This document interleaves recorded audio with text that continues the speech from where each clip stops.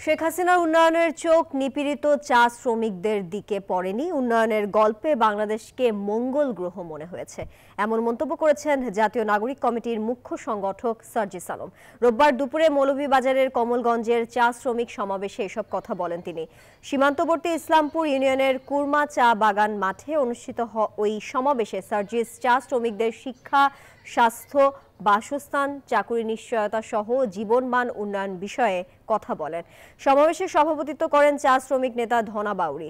উপস্থিত ছিলেন চা শ্রমিক নেতা সহ জাতীয় নাগরিক কমিটির স্থানীয় নেতারা। ম্যানেজমেন্টের পক্ষ থেকে বলা হয় তারা রেশন দিচ্ছে। কি রেশন?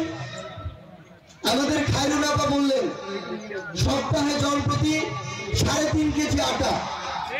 আমরা এই ম্যানেজমেন্টকে বলতে চাই, দয়া করে বছরের পর বছর লাগবে না, শুধু 1 সপ্তাহ ওই 3.5 কেজি আটা দিয়ে আপনার পেটটা চালান।